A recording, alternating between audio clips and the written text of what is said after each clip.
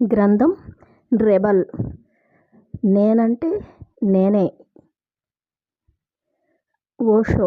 నవజీవన మార్గదర్శకాలు. ఆథర్ భరత్. అక్షరం సత్యమైతే మాట వేదమవుతుంది.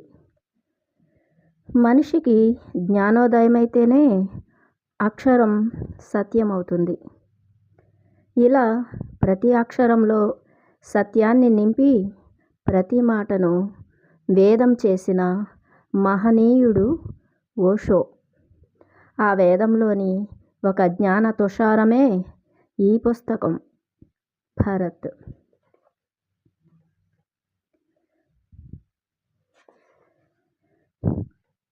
ముందు మాట. ముందుగా మనం విప్లవానికి తిరుగుబాటుకు మధ్య ఉన్న వ్యత్యాసాన్ని స్పష్టంగా తెలుసుకోవాలి. బలవంతంగా లేదా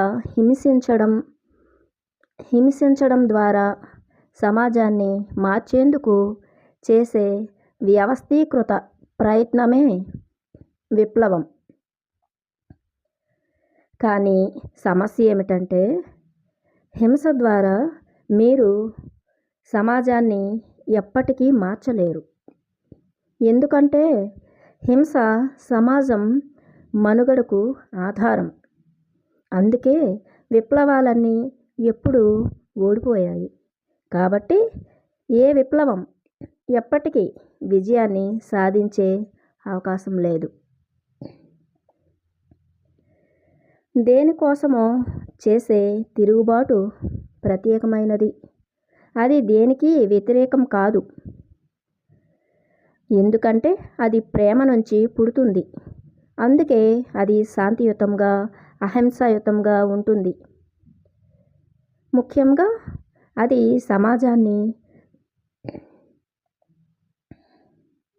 వ్యతిరేకించడంపై ఆధారపడకుండా నూతన మానవాళి కోసం నవీన మానవుని దిశగా సాగుతూ భవిష్యత్తుపై దృష్టి పెడుతుంది.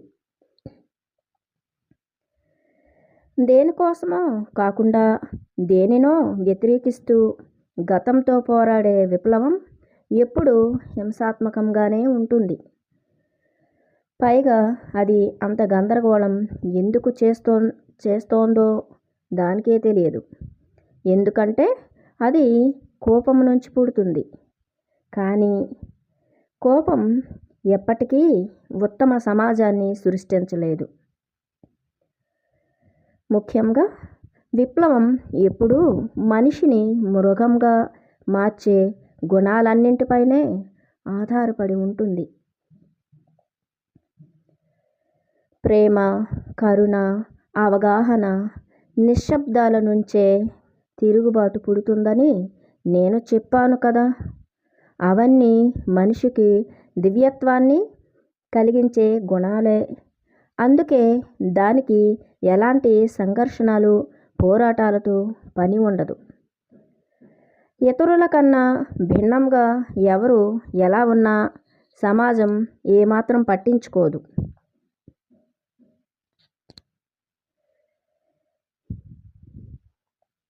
నూతన ఉషోదయాన్ని ఆశిస్తూ ప్రేమతో ధ్యానం చేసేవారు మాత్రమే నూతన సమాజాన్ని సృష్టించగల అవకాశం ఉంది. ఇతరులు పరిణామం చెందేందుకు కేవలం వారి సమక్షమే చాలు.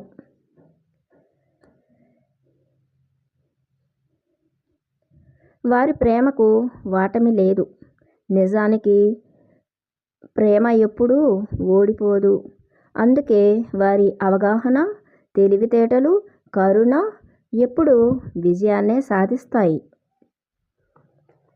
కానీ అందరూ విప్లవం చేసేందుకే ముందుకొస్తారు తప్ప తిరుగుబాటు చేసేందుకు ఎవరూ ప్రయత్నించరు. ఎందుకంటే తిరుగుబాటు ఒంటరిగా చేయాలి.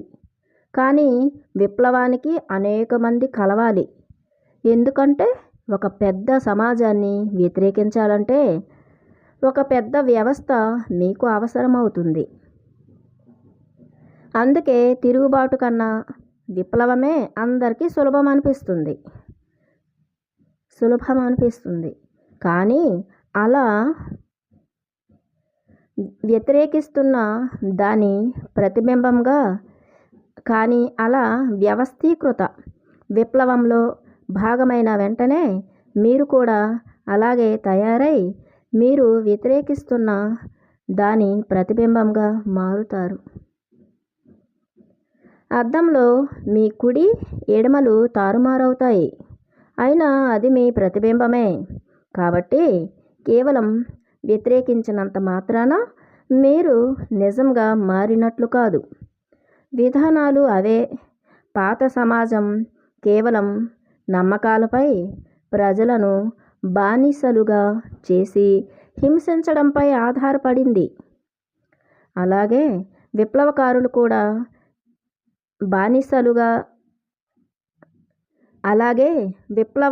కూడా కేవలం నమ్మకాలు, హింసలపైనే ఆధారపడ్డారు. కాబట్టి మీరు బైబిల్ను నమ్మినా, కార్ల్ మార్క్స్ రచించిన దాస్ క్యాపిటల్ను నమ్మినా పెద్ద తేడా ఏముండదు.